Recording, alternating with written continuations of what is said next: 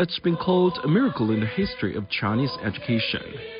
The National Southwest Associated University was born in the flames of Japan's full-scale invasion and became a beacon of hope in China's darkest years. Behind the gate once stood the classrooms of Southwest Associated University, where lessons continued despite air raids and shortages. In 1937, under the shadow of war, 3 of China's top universities, Peking University, Jinghao University, and Nankai University, were forced to relocate. They first moved to Changsha in Yunnan Province, then farther west to Kunming in Yunnan Province the next year, founding the institution that came to be known simply as Lianda. After the Japanese army occupied Tianjin, they bombed Nankai University mercilessly. They also seized Peking and Tsinghua. At that moment, Chinese higher education faced a struggle for survival, a matter of life and death. Students and professors set out on 3 separate routes.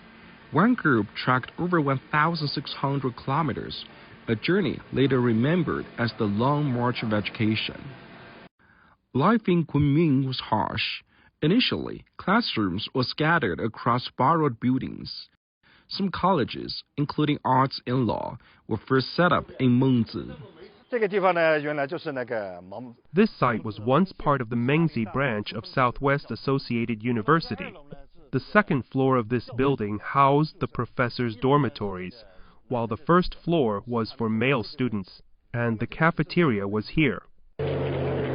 Japanese bombing was a constant threat.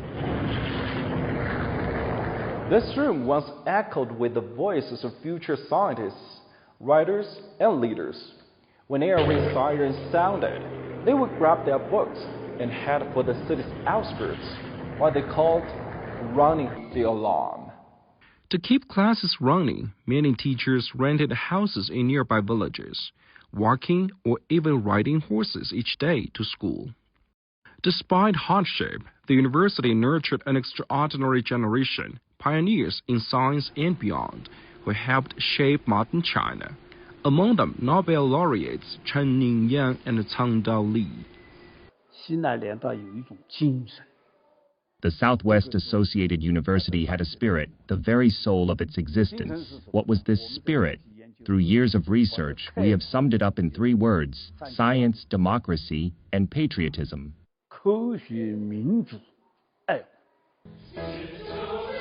Professor Wu says the spirit is vividly captured in the university's anthem.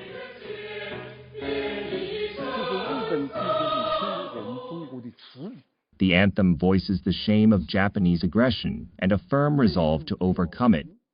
It reflects the teachers' and students' unshakable confidence in victory in the war of resistance. In 2000, when Chen Ningyan revisited the old campus, he could still sing the anthem.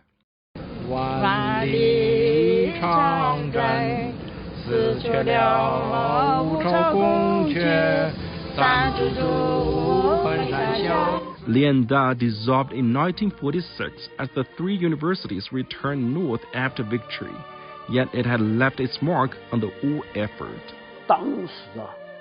At that time, many students put down their pens and took up arms heading to the battlefronts. Later, when the Chinese Expeditionary Force went to Myanmar and the American Flying Tigers arrived, there was a great need for translators.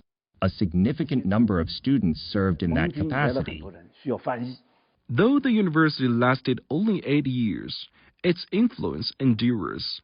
In Mengzi today, community programs like the South Lake Night School continue to honor its legacy of open education. This night school is not only a continuation in form, but also a living heritage.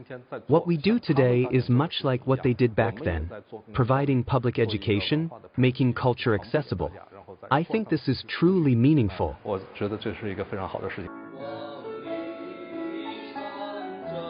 8 decades on, the legacy of Southwest Associated University is more than history.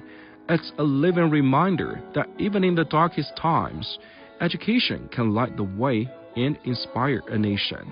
Jinghao, CGTN, Yunnan Province.